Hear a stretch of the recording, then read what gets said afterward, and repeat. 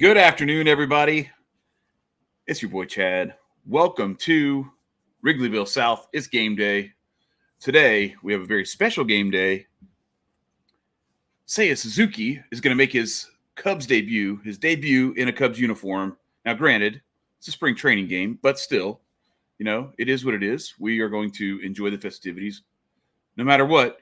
And we want to see what this guy brings to the plate. What does his bat look like? How does he translate to the major league game here in the States? So we're looking forward to that. Very excited about that. We got a few other things to talk about. I thought maybe we would see Kris Bryant in a Rockies uniform today, but no such luck. We are going to have to wait until the regular season to see that matchup where we get to see Kris Bryant. But we already got to see him. He came to Wrigley in a Giants uniform last year, and they did the very touching tribute to his time in Chicago, so much so that it brought him to tears. And as much as I would love to have revenge on my mind when it comes to KB, I can't hate KB. The dude is he's always going to be a Cub to me, always going to be a champion with the Cubs as far as I'm concerned. And that whole 2016 roster, I view that way, from Dexter Fowler to Aroldis Chapman and everybody in between. It's just a very special group that Cubs fans all over the world will never forget, obviously, because it took us 108 years to get there. But today, we start a new era. We turn a new page. We've already got Marcus Stroman in the mix. He's been pitching really well for the Cubs. Let me get the game audio here in my little headset here. The game's getting ready to go at first pitch in a couple of minutes, I think. Yeah, it's in 3 minutes. So, Stroman has already come in, pitched really well. I love his energy. I love his attitude, just his approach. Really just very happy, fun-loving guy, very energetic. But he does play with, I wouldn't say a chip on his shoulder, but he definitely plays with a certain edge of hyper competitiveness that I really appreciate. Has a little swagger to him. This rotation needed that, because if you go back and look at last year's rotation, Kyle Hendricks, who his expression for when he's really, really angry is this. His expression for when he's really, really excited and happy is this. So there needed to be somebody who could kind of bring a little bit of energy to the locker room. Zach Davies wasn't much different. Trevor Williams brought a little bit. Jake Arrieta, he had that edge for sure. But at this point in his career, the way he was pitching, you didn't really get to see that come through much because he was struggling a lot. And it's hard to really amp yourself up and hype yourself up and get your teammates involved when you're, going out there and you're struggling to find your mechanics, find your mojo that you had in years past. So, and then you go through the back end of the rotation, the guys they mixed and matched. Marcus Stroman at the front end of that rotation is going to be a really nice addition. I'm really excited about that, and I like what I've seen so far, how he's worked in games so far. Yesterday we got to see Justin Steele again. Justin Steele pitched pretty well in his last outing, but I think he pitched even better yesterday. I think he's at this point right now, he's thrown 4 innings thus far, and I want to say 5 or 6 strikeouts, a few walks, which I'd rather not have the walks. Rather have him pitch to contact, especially here in spring training. He's not a tremendous bat misser, but he can miss bats. But I don't think it requires that much effort on his part. 2 innings, 2 walks, and 2 strikeouts. Excuse me. But he still has yet to yield a run in spring training. 4 innings, 4 strikeouts. And he has hang on, let me pull this. Bear with me just a second. 2 starts, 4 innings, 33 pitches thrown total. So we're going to have to get that up. He needs to continue to ramp up his output. But 3 walks, 4 strikeouts.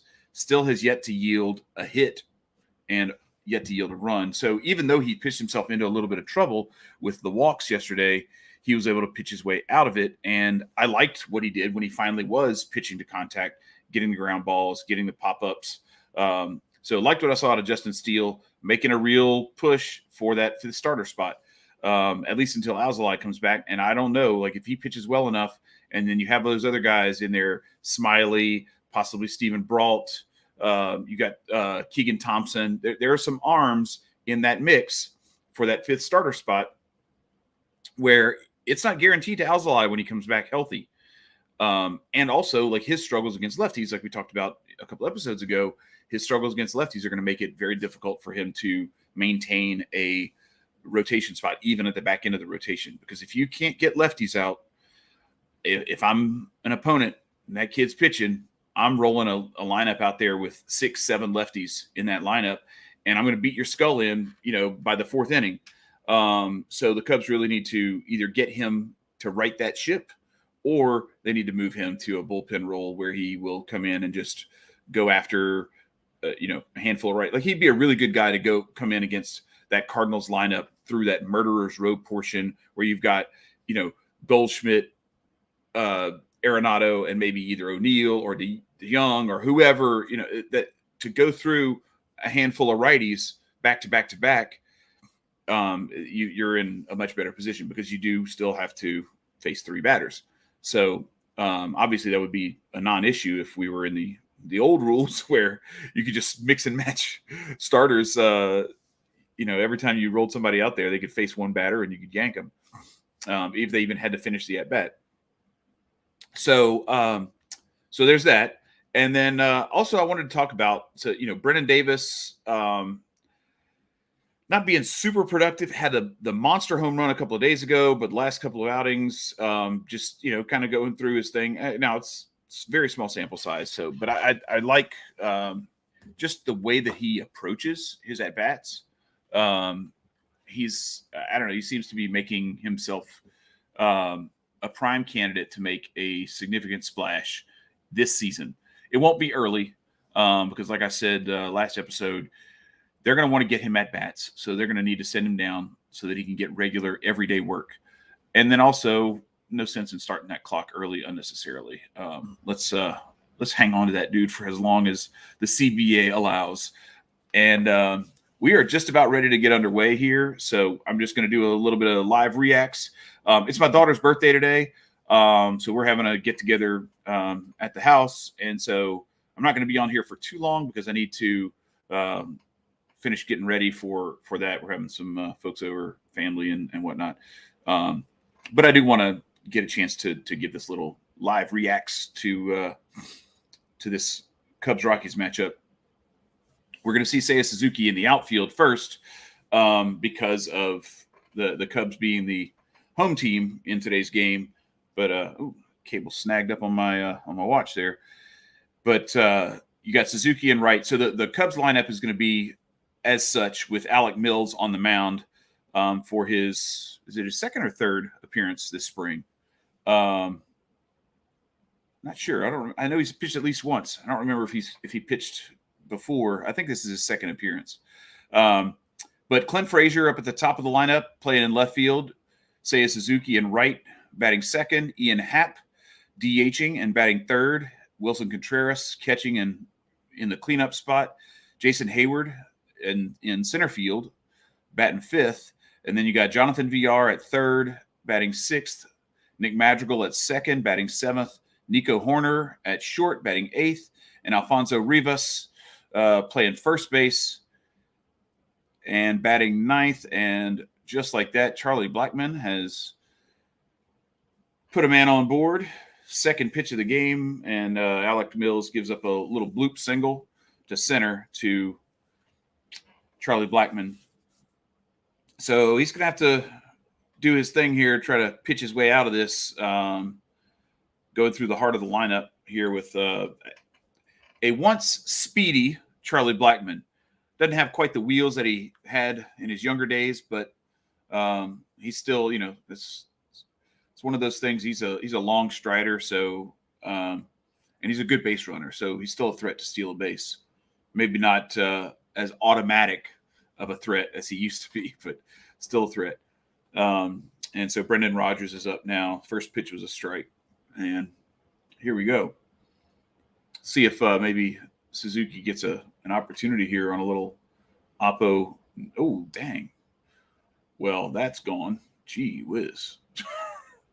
Well, Alec Mills is getting his work in, but I don't think this is how he drew it up when he was sitting in the dugout getting ready to come out and take the mound. 4 pitches, he gives up a bloop signal. Now, granted, Blackman didn't get the barrel on the bat. Got enough of it, though, to get it just in front of Jason Hayward in center. But then Brendan Rodgers just destroys this pitch. I mean, it's a laser over the left field fence, and it wasn't even close. It's probably, 20, 30 feet back from the fence. So, yeah, that was an ugly start. But here we go, Cubs fans. This is part of the drill. We know how it is.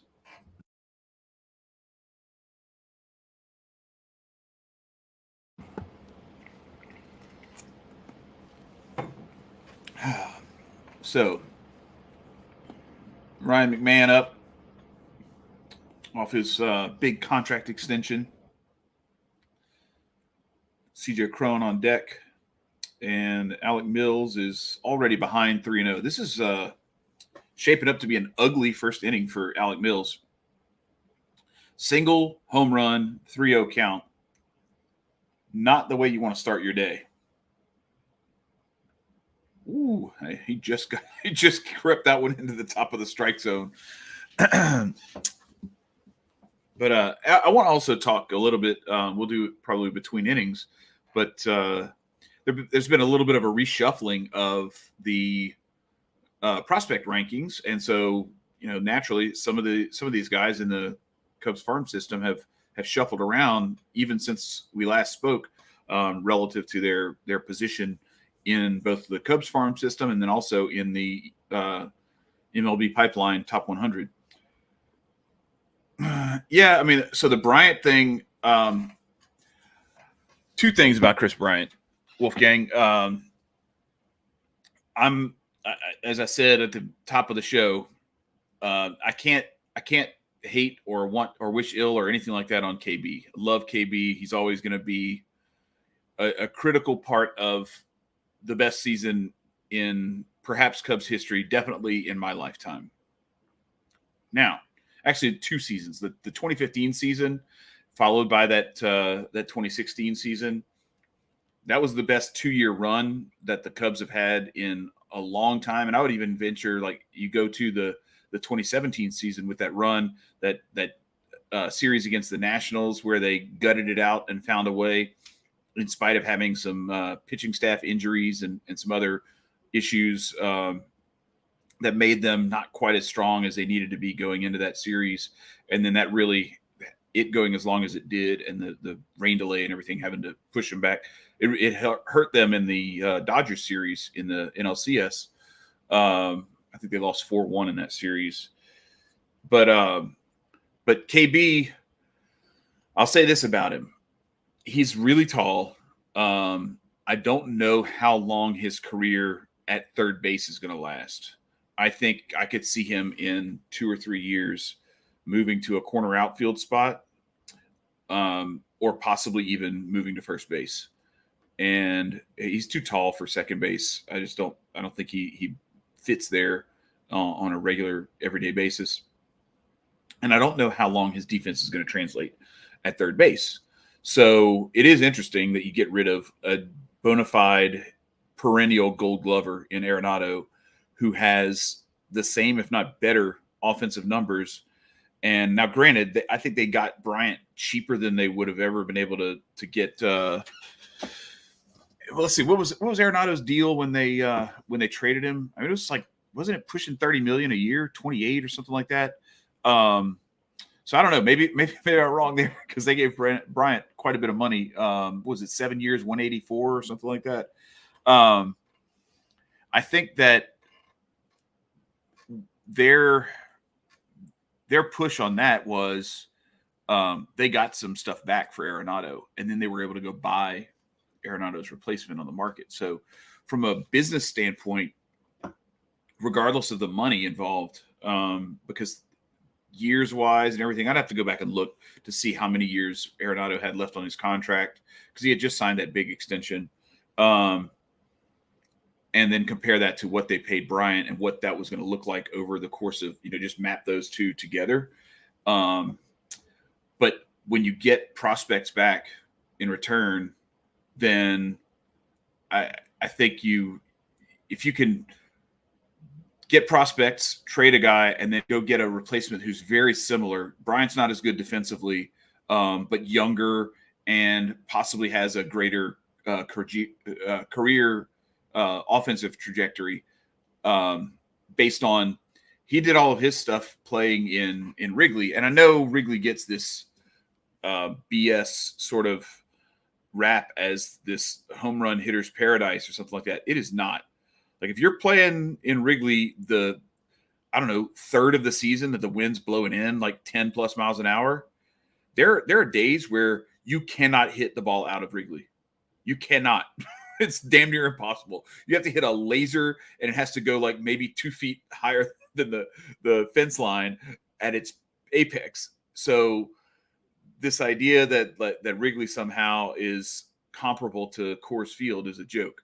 I think Bryant has a chance to, granted, that mile high air, he's going to hit more home runs at home in Colorado than he did at Wrigley, almost guaranteed, as long as he stays healthy. The thing that I think makes it really interesting is there's so much more space in Colorado, where I think Bryant's ability to go gap to gap and drive the ball is really going to show up there, where it may not all show up in home runs. It may show up in some of his other slugging numbers, and you may see a big uptick in his batting average.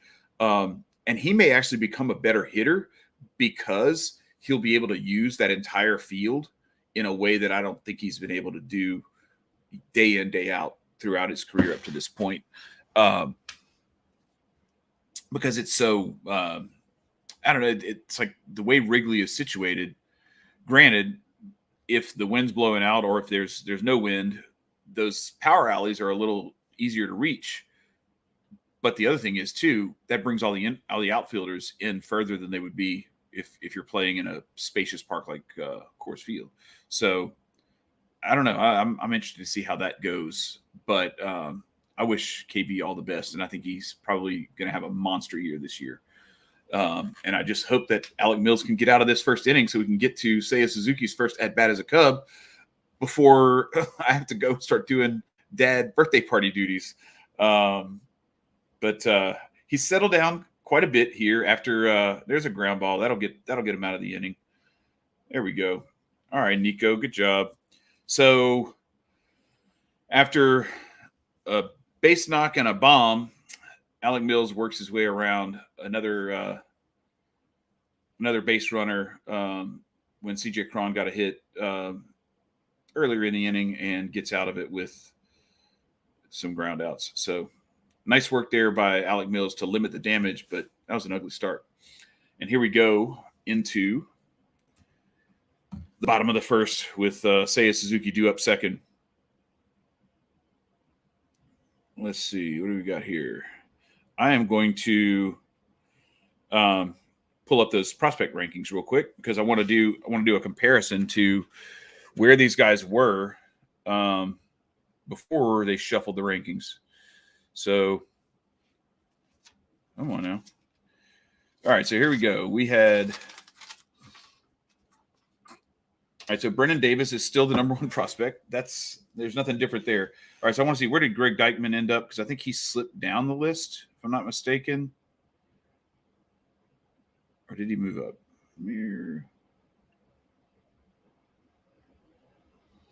Yeah, did he slide all the way off the list?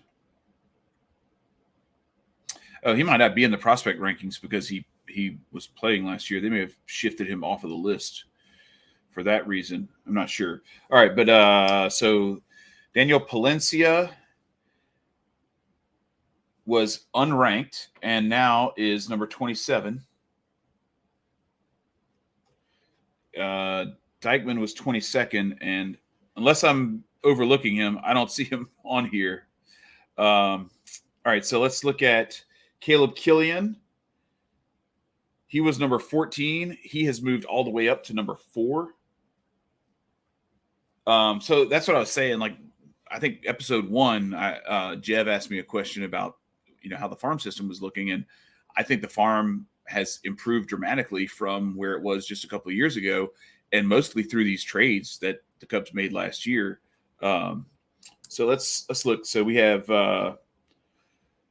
Pete Crow Armstrong slipped from 5th to 6th, but that's a marginal change there. Let's see, what do we have? Alexander Canario. I think he moved up too, if I'm not mistaken. Maybe he moved down. 18th.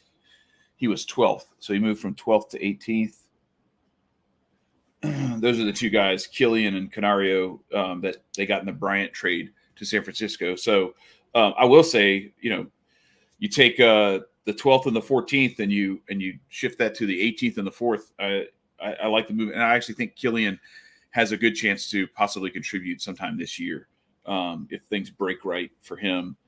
See, Anderson Espinoza, I think he made the list, if I'm not mistaken. I could be wrong. Apparently I am wrong. All right, let's see. Who else was it? Madrigal, Hire, those were already there. Vizcaíno and Alcantara. Kevin Alcantara moved up, I think. Yeah, Kevin Alcantara moved up to number 7 from 16. He's one of the guys the Cubs got in that Yankees trade. And Vizcaíno, where are you? I know I saw you on here. Yeah, and Alfonso Rivas is actually playing in this game today. Clint Frazier has worked a 3-2 count now, so we'll let this at bat finish. We'll move on to Seiya Suzuki's debut at the Cubs. And Braylon Marquez has dropped down a good bit. He's now the 10th best prospect as Frazier punches it the other way. That's going to be an out. And here we go. Seiya Suzuki, ready to make his Cubs debut. Let's go. Let's see what this man brings to the table. I'm excited about it. Are you guys excited about it? Cubs fans, it's the dawn of a new era. Let's get it.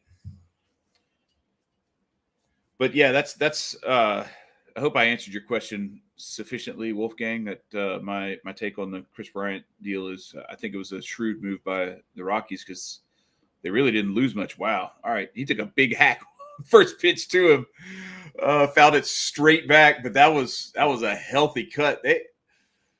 Herman Marquez just like kind of grooved one up and away from him, like right out over the middle of the plate. Oh, all right. So he looked kind of ugly on that one. Nice little breaking ball that he wasn't even close to. He pulled off of it. Don't think he saw it very well. Oh, punched out. All right. Well, not a great debut for Seiya Suzuki, as that front shoulder curveball just took him out right over the inside corner. But hey, he'll be all right. He'll be all right. He's a professional hitter. I think the first time he's seen a curveball or two back-to-back. So anyway, excitement over. Now let's see if Ian Happ can redeem this inning a little bit and get the Cubs back in it. And then we will bow out, and I will go and get ready for my daughter's birthday party.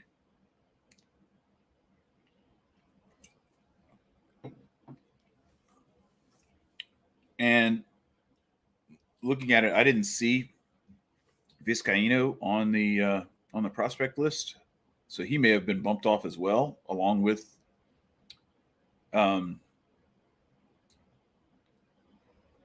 Deichmann. But like I said, I'm not sure if that's because of previous playing time or how that came about. and there's another strikeout. So, I mean, Herman Marquez is a good pitcher, so I'm not broken up about it, but it is a little disappointing. I'm not going to lie. I was all excited.